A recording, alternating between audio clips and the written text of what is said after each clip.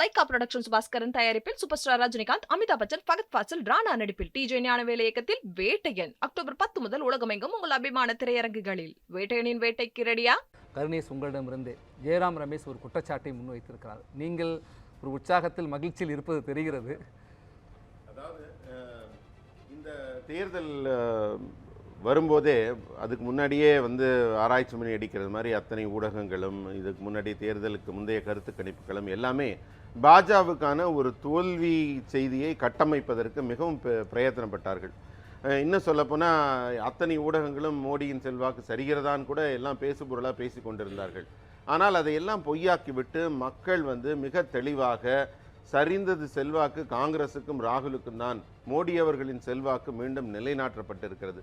முக்கியமாக பார்க்க போனால் 2 முறை ஆட்சியில் இருந்த பிறகு ஆன்டி இன்கும்பன்சி இருக்கும், மக்கள் வெறுப்புனால மாற்றி போடுவாங்கன்னு எல்லாரும் பெரிதும் எதிர்பார்த்த போது உறுதியாக பாரதிய ஜனதா கட்சி மக்களை நம்பி வளர்ச்சியை முன்னிறுத்தி நேரடி அரசியலில் மக்களுக்கான அனைவருக்குமான சப்கே சாத் சப்கே விகாஸ்ங்கிறது எங்கள் கொள்கை, அனைத்து தரப்பு மக்களையும் ஒருங்கிணைத்து இதில் இறங்கினப்ப அந்த உழைப்பிற்கும் அந்த நல்ல எண்ணத்திற்கும் மக்கள் வாக்களித்து இன்றைக்கு ஹரியானாவில் அத்தனை தரவுகளையும் பொய்யாக்கி ஒரு வெற்றியை கொடுத்திருக்கிறார்கள். அந்த வெற்றி கூட ஒரு இழுபறி வெற்றியாக இல்லாமல் துல்லியமாக 50 இடங்களுக்கு மேலே ஹரியானாவில் வெற்றி பெற்று தனி பெரும் கட்சியாக ஆட்சி அமைக்க போகிறதுங்கிறது ஒரு ஹேட்ரிக் சாதனை. அது இதுவரைக்கும் சுதந்திரம் அடைந்த காலத்தில் நடைபெறாத ஒரு சாதனை. அது மோடி அவர்களின் வளர்ச்சியை நோக்கிய இந்திய பயணத்திற்கான ஒரு ஆதரவாகத்தான் பார்க்குறோம். இதை தொடர்ந்து மற்ற தேர்தல் வெற்றிகளுக்கும் இது பெரிய முத்தாய்ப்பாக இருக்கும் அப்படின்னு நான் நினைக்கிறேன். ஒரு விடயம். 2வது முக்கியமான ஒரு இது உங்கள் கேள்விக்கு நான் பதில் சொல்ல வேண்டும் என்றால், இன்றைக்கு களத்தில் ஜம்மு காஷ்மீரை அடுத்து எடுத்துக்கணும். ஜம்மு காஷ்மீரை பொறுத்த வரைக்கும் எங்களுக்கு ஜம்முவில் பெரிய ஆதரவு உண்டு. 47 தொகுதிகளில் முன்னிலை கண்டிப்பாக இருக்கும்னு எதிர்பார்த்தோம். காஷ்மீரை பொறுத்த வரைக்கும் நாங்கள் நேரடியாக போட்டியிடாவிட்டாலும் எங்கள் ஆதரவு பெற்ற இண்டிபெண்டன்ட் கேண்டிடேட்ஸு, மற்ற நிறைய கட்சிகள், சின்ன சின்ன கட்சிகள் நிறைய இருக்கிறாங்க.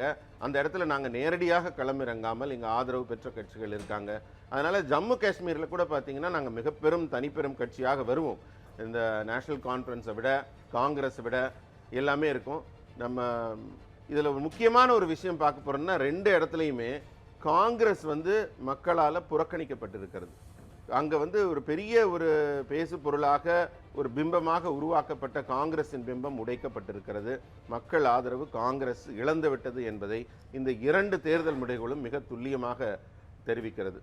இதில் ஹரியானாவில் பார்த்தீங்கன்னா முதல்வராக இருந்த ஹூடா அவர்கள் கிட்டத்தட்ட 60,000 வாக்குகள் பின்தங்கி இருக்கிறாருன்னா அந்த அளவு தான் காங்கிரஸின் நிலை இன்று இருக்கிறது.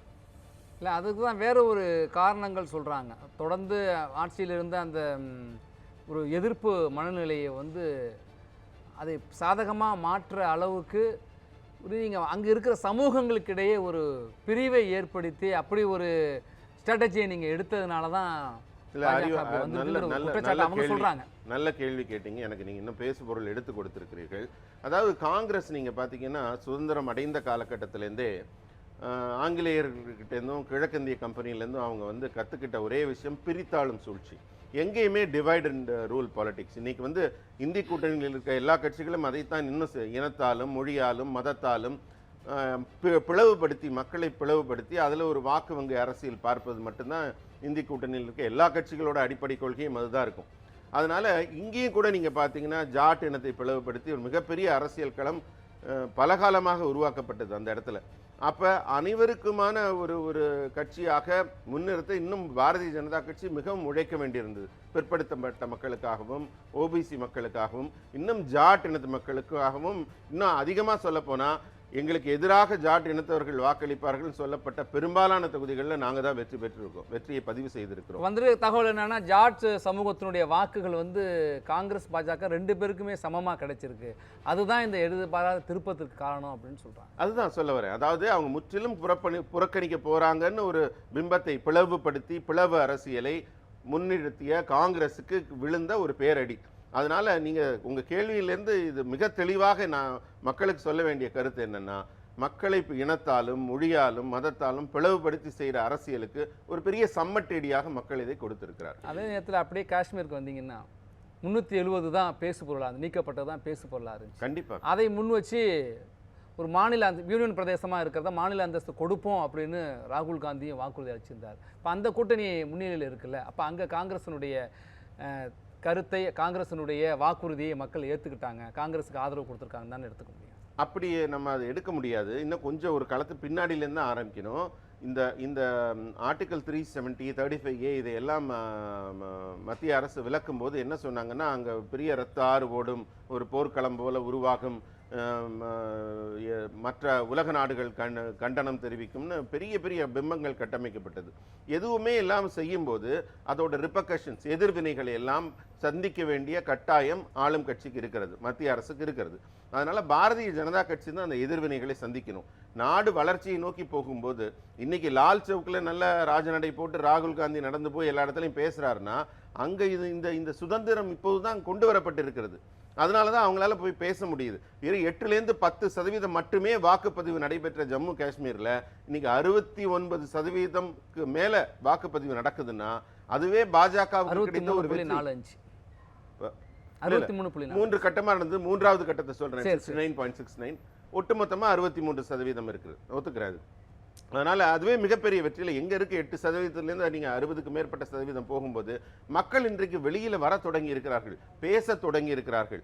அங்க வந்து அதை எப்படி என்ன சொல்றாங்க அப்படின்னா, இப்போ லோக்சபா தேர்தலை பொறுத்த வரைக்கும், நாடாளுமன்ற மக்களவை தேர்தலை பொறுத்த வரைக்கும் அங்கே வந்து 55.40% தான் வாக்கு பதிவானுச்சு. கிட்டத்தட்ட 10%க்கு மேலே இப்போ ஏன் வாக்கு அங்கே பதிவாயிருக்கு அப்படின்னாக்கா, நீங்கள் ஒரு நடைமுறையை கொண்டு வரீங்க, சிறப்பு அந்தஸ்தை நீக்கிவிட்டு 370 நீக்கிவிட்டு அந்த ஒரு மாநில சட்டப்பேரவை யூனியன் பிரதேசமாக அந்த மாநிலத்தை கொண்டு வந்ததுக்கு பிறகு அந்த நடைமுறையை மக்கள் ஏற்காமல் அந்த எதிர்ப்பை வெளிப்படுத்தும் வகையில் பெருமளவில் வந்து ஜனநாயக கடமை, ஜனநாயக ரீதியில் ஒரு எதிர்ப்பை தெரிவித்திருக்காக வாக்களிச்சிருக்காங்க. அதுதான் அந்த முடிவுகளும் காட்டுது அப்படிங்கிறது. இல்லை, அது ஒரு குற்றச்சாட்டை நான் எடுத்துக்க மாட்டேன். ஏன்னு கேட்டால், இந்தியாவில் இருக்க மற்ற மாநிலங்களில் இல்லாத ஒரு அவலம் ஜம்மு காஷ்மீரில் இருந்தது எல்லாருக்கும் தெரியும். அங்கே வந்து பயங்கரவாதிகள் ஆதிக்கம் இருந்தது, வெளிநாட்டு சதிகள் அங்கெல்லாம் நடைபெற்று கொண்டிருந்தது, உள்நாட்டவர்களே உள்ள நுழையாத முடியாதபடி பெரிய பெரிய பெரிய தடைகள் இருந்தது, அங்கே சுற்றுலாவே முடக்கப்பட்டிருந்தது. இன்னும் சொல்லப்போனால் நீங்கள் லடாக் பகுதியில் வந்து பார்த்தீங்கன்னா ஒற்றை பல்கலைக்கழகம் கூட இல்லாத நிலை தான் இருந்தது. இப்போது தான் முதல் பல்கலைக்கழகம் அங்கே உருவாக்கப்படுகிறது. அப்போ என்ன ஆகுதுன்னு கேட்டால், அங்கே இருந்த ஆட்சியில் இருந்த பரம்பரையான அரசியல்வாதிகள் அத்தனை பேருமே ஒரு தங்களுடைய குறிப்பிட்ட பகுதிகள், தங்களுடைய ஆளுகைக்கு உட்பட்ட பகுதிகளை மட்டும்தான் வளப்படுத்தி கொண்டிருக்கிறார்கள். மற்ற 2 பகுதிகள் புறக்கணிக்கப்பட்டிருக்கு. அதனால எல்லாருக்குமான வளர்ச்சி வரணுங்கிறதுனால 3ஆக அது பிரிக்கப்பட்டதுக்கான முதல் காரணமே அதுதான். வளர்ச்சி என்பது அந்த இதுக்கு தனி அதிகாரமிக்க ஒருத்தர் இருந்தாருன்னா அந்த இடத்துல வளர்ச்சியை அதிகார பரவலாக்குறீங்க.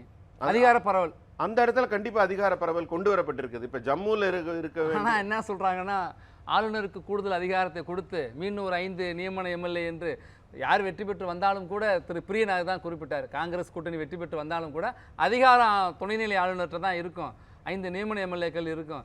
அங்கே பாஜகவை பொறுத்த வரைக்கும் தோல்வியாக இருந்ததை விட அது வெற்றிகரமான தோல்வியாக இருக்குங்கிறாங்க. அதாவது இதில் ஒரு முக்கியமான விடயம் பார்க்கணும். அதாவது அரசியல் சாசனத்தின் மீது அனுமதிக்கப்பட்ட எல்லா விடயங்களுமே எப்படி விமர்சனத்துக்கு உள்ளாக்கப்படுதுன்னு தெரியலை.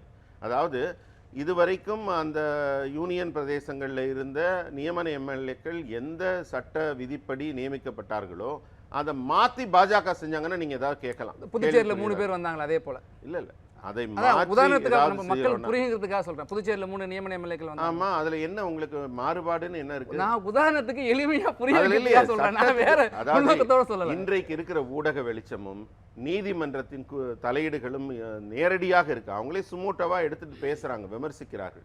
இந்த நிலையில வந்து ஒற்றை சதவீதம் கூட தவறுகள் நடக்க வாய்ப்பில்லை. அந்த இடத்துல இருக்குன்னா இப்ப வந்து அது ஒரு லீடிங் எட்ஜ் தான். கண்டிப்பா ஆட்சியில் இருக்கிறதுனால அதை நான் மறுக்கவே இல்லையே.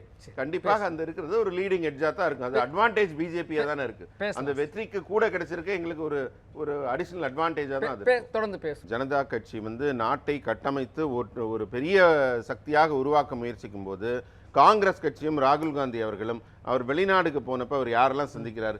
இலான் உமரை சந்திக்கிறார், ரோஹன் கண்ணாவை சந்திக்கிறார், பார்பரா லீயை சந்திக்கிறார். இவங்க எல்லாமே என்ன நினைக்கிறாங்க? இந்தியாவை துண்டாட வேண்டும், இந்தியாவில் பயங்கரவாதிகள் நுழைய வைக்க வேண்டும், பாகிஸ்தான் ஆதரவு நிலைப்பாடு எடுத்திருக்கிற இன்னும் கூட அவர் பேர் எனக்கு சொல்ல உச்சரிக்க வரல, சக்லோஸ்கியா அவரோட நேம். அந்த மாதிரி இவங்க எல்லாருமே இந்தியாவுக்கு எதிராக போராடி கொண்டிருப்பவர்கள். அவங்களெல்லாம் போய் தனியா சந்திச்சு ராகுல் காந்தி என்ன பேச போறாரு அவங்கள்ட்ட? அவங்கள்ட்ட என்ன டிஸ்கஷன் பண்ண வேண்டியிருக்கு? அதாவது இந்தியாவை பிரித்தாள வேண்டும், வன்முறை இங்கே போயிடக்கூடாது, காஷ்மீரில் அமைதி வரக்கூடாதுங்கிறது அவரோட எண்ணம். அதற்காக அவங்க முன்னெடுக்கும் போது காங்கிரஸ், அதனால தான் அண்ணன் இப்போ தெளிவாக சொன்னார், 5 இடம் கூட வராமல் ஒதுக்கி வைக்கப்பட்டிருக்குன்னா காங்கிரஸ் புறக்கணிக்கப்பட்டது காரணம்.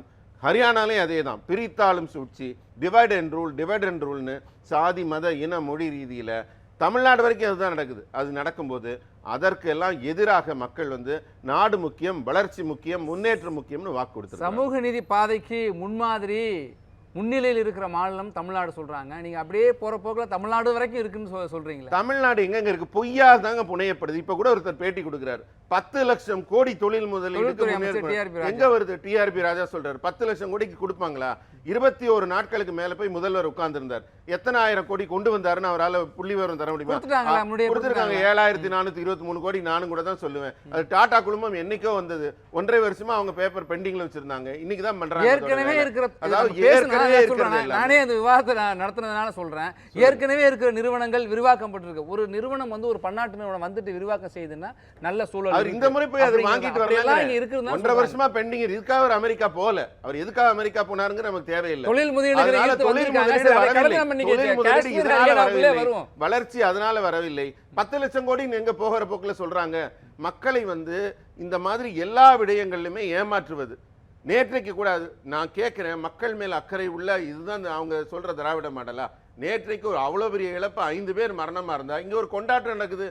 அவங்க தலைவர் பேர்ல ஒரு பூங்காவை திறந்து அதையெல்லாம் பாராட்டுறாங்க, முதல்வர் கொண்டாடுறாங்க. திட்டமிட்ட நிகழ்ச்சி, அதை ரத்து செய்யாம தொடர்றாங்க, அவ்வளவுதான். விவாதம் திசை மாறுது. திசை மாறவில்லை. சொல்றேன், இதுதான் நீங்க சொல்ற சமூக நீதியா நான் கேட்கிறேன். ஒரு 5 பேர் மரணத்துக்கு மேல கொண்டாட்டம். நம்ம நிறைவு பகுதிக்கு வந்துட்டோம். ஹரியானா ஏன் சார் 3 கட்டமா தேர்தல் நடத்தணும்? அதாவது சுருக்கமா சொல்லிடுறேன்.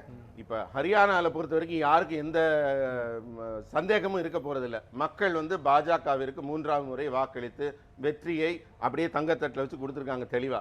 அதே போல ஜம்மு காஷ்மீர்லையும் பார்த்தீங்கன்னா நல்லா தெளிவாக தெரியும், எங்களுக்கு வேலையில் அங்கே செல்வாக்கு இல்லை என்று. இருந்தாலும் அங்கே செல்வாக்கு மிக்க எங்கள் ஆதரவு பெற்றவர்கள் இருக்கிறார்கள். ஃபைனல் கவுண்ட் டவுன் வந்தோன்னு பாருங்க, தனி பெரும் கட்சியாக எங்களை வந்து மீறி அங்கே ஆட்சியை நடத்த முடியாத நிலையில தான் இருக்கும். ஏன்னா நாங்கள் எதிர்பார்த்த அளவு அதில் வரல. 47 எங்களுக்கு வரல. ஜம்முல வந்திருக்கணும், இன்னும் கொஞ்சம் வெற்றிகரமாக வந்திருக்கணும். வரலை, அதை நான் ஒத்துக்கொள்கிறேன். அந்த இடத்துல அதுல ஏதாவது ஒரு ஃபேக்டர் இருக்கும். அதுலேருந்து நாங்கள் எங்களை இன்னும் கொஞ்சம் நாங்கள் இம்ப்ரூவ் பண்ணிக்கணும். ஆனால் தனிப்பெரும் கட்சியாக ஒற்றை மாநாட்டு கட்சியில் கும்பலா தான் நிற்கிறாங்க.